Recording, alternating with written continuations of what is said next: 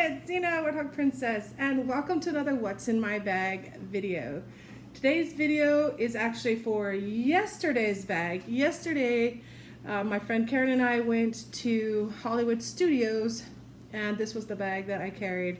Didn't have time to do it in the morning, so here it is a retro bag, but it's still packed from yesterday. So this is the Lug Hatchback 3 in Crimson Large Dot. You can see it's very well suited for Disney. This is the hat I wore, not the same shirt and whatnot, but there you go.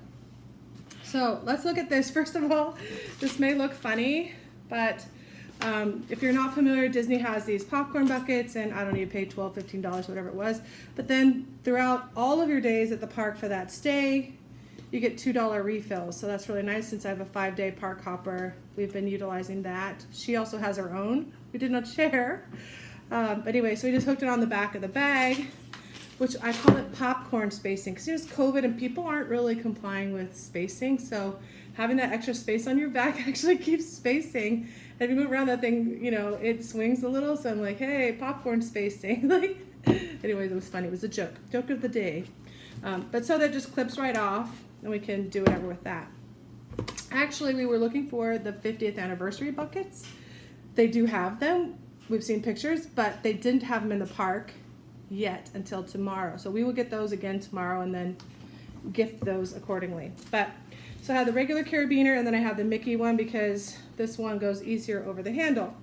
Other than that, I have two Mickey charms that I made, a Mickey and a Minnie. These are actually Hallmark ornaments. I've showed a video about the charms before, but I actually used them and I kept them together facing each other. I thought that was cute.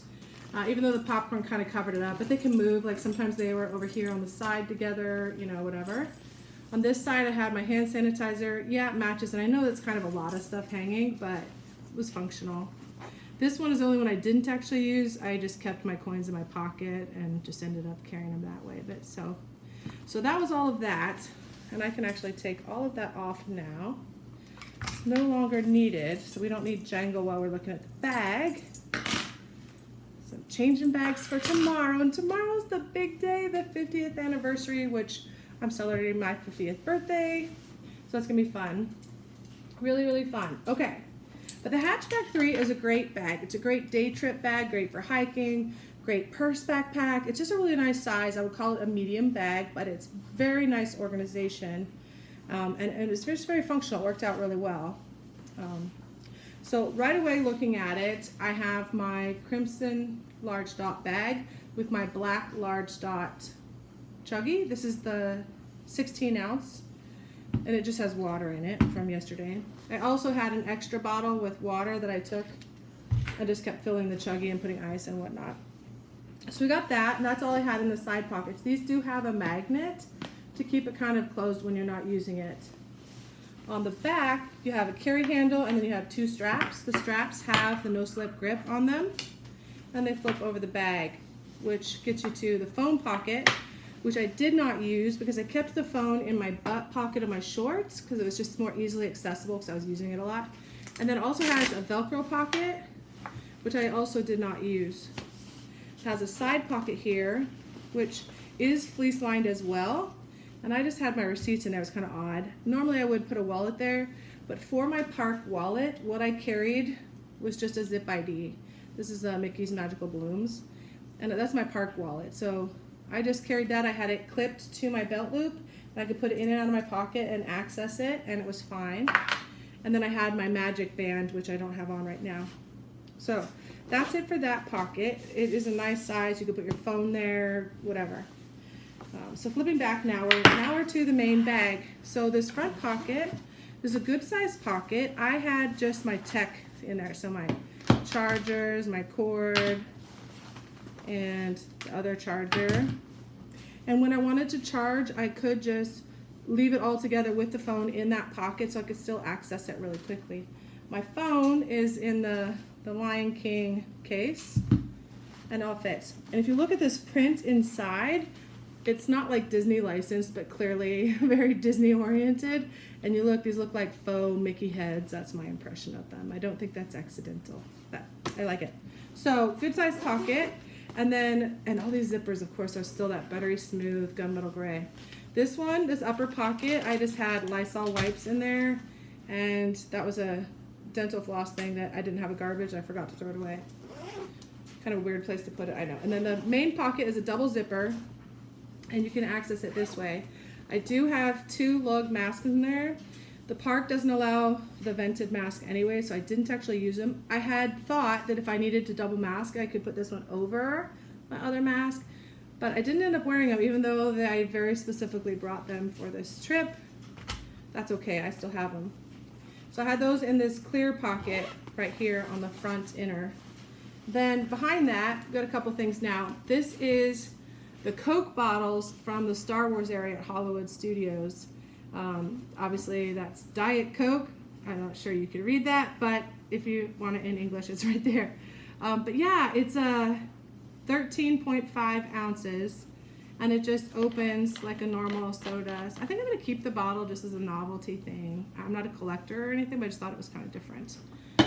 So that was cool. By the way, that's a $6 Coke on the price. Yeah. I had my umbrella in the slip pocket in the back here. There are these slips. The other side is my sunglasses, which I had on most of the day, and when I wasn't wearing them, I'd put them right here.